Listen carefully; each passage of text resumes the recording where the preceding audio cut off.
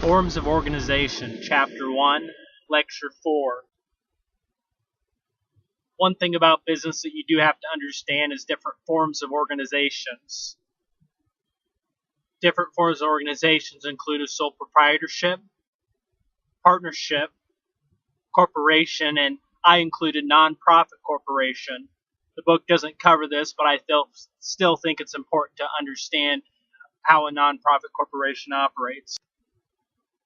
Sole proprietorship is typically a single person ownership. Some of the advantages that come with it is simplicity of decision making because there's only one owner, one decision maker, and low organizational and operational costs.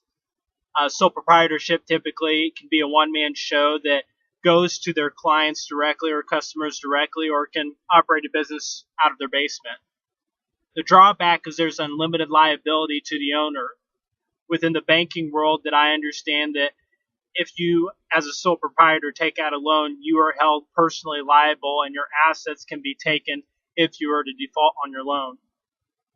Profits and losses are taxed as though they belong to the individual owner. So if the business does well, your income shows well in your tax return. If the business does not know well, then it can show a loss on income on your tax.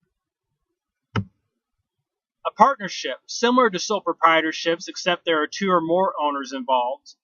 Articles of partnership specifies the ownership interest, meaning a specific percentage ownership in it, or the methods for distributing profits, or the means of withdrawing from the partnership. So there might be different stipulations that the articles can relate that would say there are specific things that have to be followed if you wish to withdraw from being involved in a partnership.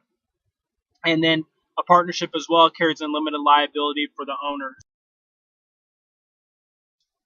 Another type of partnership is called a limited partnership. It has one or more partners that are basically the general partners that have unlimited liability, but then other partners are also involved with it that are only held liable for their initial contribution to it. And the thing with limited partnerships to keep in mind is not all financial institutions extend funds to a limited partnership firm. Corporation. It is a legal entity unto itself. It basically is a live person in terms of legality. However, it's not living and breathing, but all the rights it has is that of a single person. It has articles of incorporation. It's owned by shareholders and has a continual life. So if management and recycles, if an individual dies, and the corporation still continues on.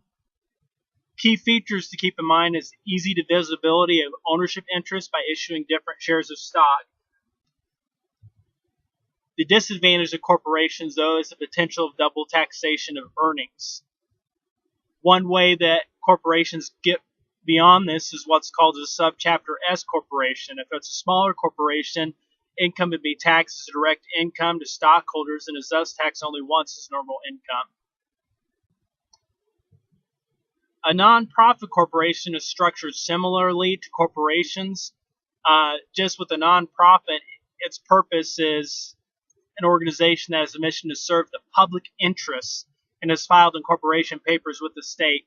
Basically, a nonprofit does not have the goal of making profitability. The mission and vision is not necessarily focused on that. But the biggest thing to remember and keep in mind with nonprofit, not going in too much detail about it, is to keep in mind that it is a tax-exempt status, also known as 501c3 in the IRS code. Corporate governance. Agency theory is one thing that drives corporate governance. It examines the relationship between owners and managers of the firm.